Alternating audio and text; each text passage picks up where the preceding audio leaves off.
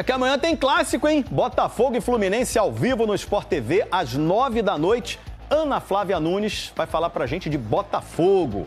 Botafogo tentando voltar aos melhores dias, né, Ana Flávia? É isso, Escobar. Boa tarde para você, boa tarde a todos que nos acompanham. O Botafogo vai fazer daqui a pouquinho o último treino de preparação para esse clássico contra o Fluminense. E logo depois do treino vai ser feita uma avaliação com o Jair Zagueiro. Ele ficou fora do último jogo da Conmebol Libertadores por causa de dores no tornozelo e se continuar sentindo dores, não joga amanhã. Quem deve ficar fora mesmo do clássico é o Santiago Rodrigues, que está tratando uma lesão na perna. O Botafogo está muito pressionado, precisa muito de um bom desempenho para superar esse momento de crise e de muitas críticas ao técnico Renato Paiva. O time não vence há 4 jogos, juntando Libertadores e Brasileirão, são 3 derrotas e 1 empate.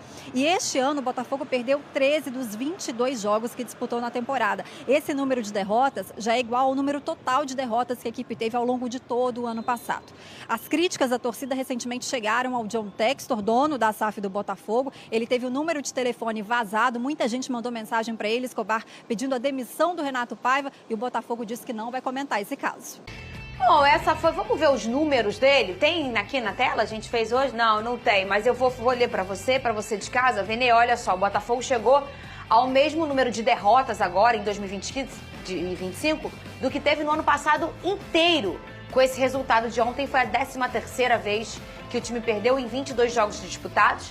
Lembrando que dentro desse número, a gente não pode ser covarde, né? Dentro desse número tem números do Carlos Leiria também. Não são só números do Renato Paiva, né? Porque o Botafogo tá com o Renato há quanto tempo? Quantos jogos? Sei lá, 10, 12? Não tem nem 9, não tem nem 10 jogos. 9 jogos ou 8, talvez. 8 jogos. Então, a gente tá falando de um recorte do ano inteiro.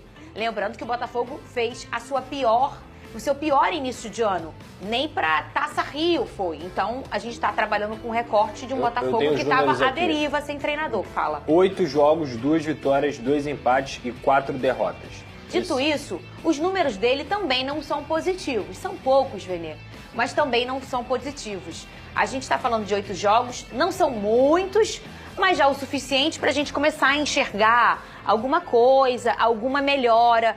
Realmente, eu acho que o Flamengo paga um preço muito grande depois que a torcida sempre passa durante anos comparando o Flamengo sempre com 19 e comparando tudo ao Jorge Jesus. Você lembra dessa fase, né? Acaba que o time acaba perdendo. Quem tá ali, o treinador que tá lá, o elenco que tá lá. Só que eu também acho, dito isso, e eu acho isso mesmo, eu também acho que o time não existe mais, mas boa parte dele ainda está ali. A espinha dorsal existe. 2 grandes jogadores saíram? Com certeza. Você muda o treinador, você muda o tipo e até você acostumar precisa de tempo? Com certeza. Mas será que já não dava para ver já algum resultado do Renato Paiva ou Vene Casagrande? Fernandinha, eu vou ser bem sincero. Eu acho que o Renato Paiva é o pior dos culpados nessa história toda. O principal culpado, na minha opinião... É o menor, né? É o menor. Por quê? Você acabou de mencionar, ele tem apenas 8 jogos no comando Botafogo. Ele, de fato, está numa pré-temporada à frente dessa equipe. Para mim, o maior dos culpados é quem adotou esse planejamento e, de fato, começar de maneira literal a temporada em abril. Porque não tem problema você começar a sua temporada focando nas competições principais, Brasileiro e Libertadores, como o Botafogo pensou. A questão é você literalmente pegar os 3 meses anteriores e jogar no lixo, porque foi isso que o Botafogo fez. Então é extremamente covarde você fazer uma análise e cobrar apenas do treinador. O treinador, ele ainda está colocando as ideias dele na equipe dele, numa equipe que está em processo de formação. Teve uma reformulação muito grande no elenco do Botafogo. Não foram só os 2 principais jogadores que saíram, muita gente saiu. E aí você fazer uma comparação com 2024, 2024 deu certo. Na ocasião, quando o Arthur Jorge chegou, o elenco já estava basicamente pronto. Era um elenco muito mais pronto do que esse atualmente. Então, assim, eu acho extremamente injusto culpar o Renato Paiva ou apenas ele. Eu acho, claro, a gente pode questionar algumas decisões dele durante o jogo. A gente vê ainda um time extremamente bagunçado, a gente vê ainda muito cruzamento, muito lançamento lá pra frente. Ontem o Barbosa exagerou nos lançamentos. Por quê? Porque ainda não tem algo trabalhado pelo Renato Paiva. A gente pode fazer esses questionamentos. Algo que eu não gosto nele também, a todo momento ele muda peças.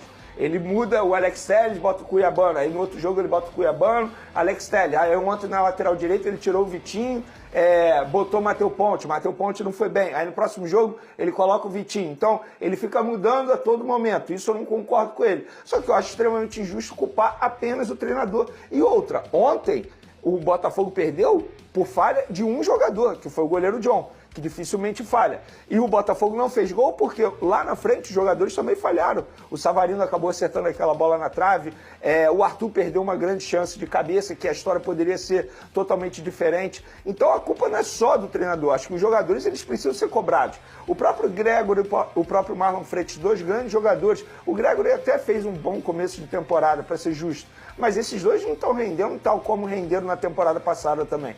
Então acho que o questionamento também tem que ser em cima dos jogadores, na postura dos jogadores. Não é apenas o treinador que é o culpado nessa história toda. E tem que ter paciência. Pedir a saída do Renato Paiva agora, depois de 8 jogos, eu acho extremamente injusto. Pelo contrário, você tem que ter convicção no seu trabalho.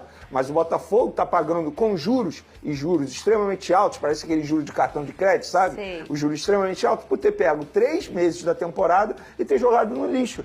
E outra, isso precisa ser dito, o Renato Paiva não era a primeira opção no Botafogo.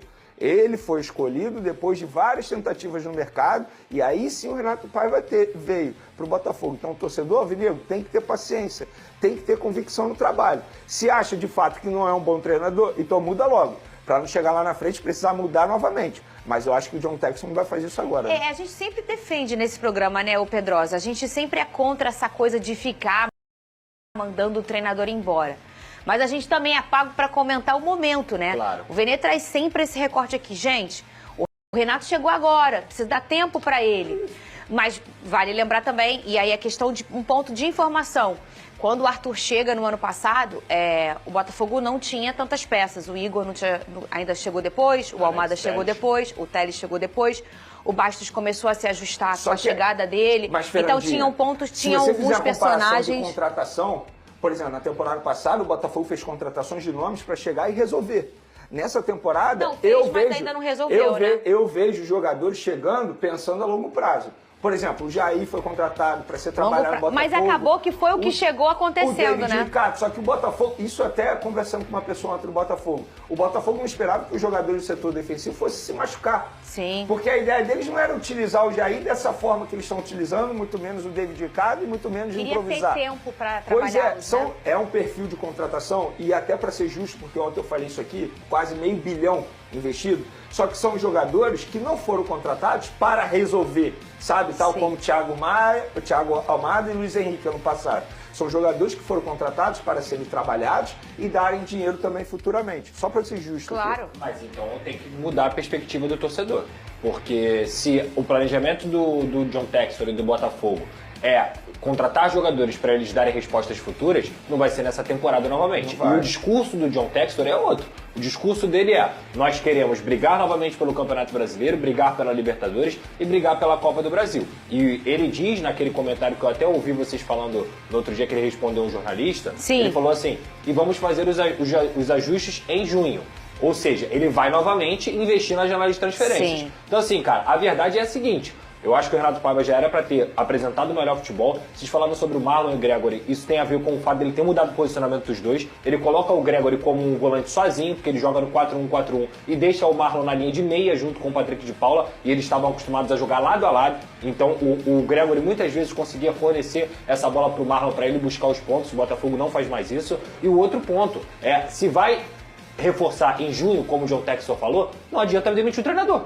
Não adianta demitir o treinador, porque vai demitir o treinador e vai vir outro que ele vai ter que novamente implantar uma nova metodologia, conhecer esses jogadores de novo, saber como o Botafogo joga ou deixa de jogar. E assim, o Botafogo tem grana suficiente para contratar qualquer treinador. E não conseguiu. Conseguiu contratar o Renato Paiva depois de tantas tentativas. O mercado está cada vez mais escasso. Vai trazer um treinador, o quê? De outro clube? Vai conseguir tirar um treinador? Ele vai ter tempo para treinar? Porque o calendário do futebol brasileiro não permite isso. E o Botafogo ainda está prejudicado pelo Mundial. Prejudicado, entre aspas. Sim, claro. Eu tô falando é porque não vai ter tempo para treinar. Assim como, por exemplo, o Vasco, se pensar numa troca de treinador, vai ter um mês para trabalhar esse novo treinador. O Botafogo não vai ter isso. O Botafogo vai viajar para os Estados Unidos. Então, assim, cara, a situação é muito complicada e, mais uma vez, que sirva de aprendizado para o seu John Textor botar na cabeça dele que aqui no futebol brasileiro não é da forma como ele acha que funciona. Ele tem que trabalhar de acordo com o que é o calendário do futebol brasileiro. E jogar 3 meses no lixo é o reflexo disso aí. E qual é o cenário que tem Torcida alvinegra, prestem muita atenção nessa grande informação que eu vou trazer agora para vocês.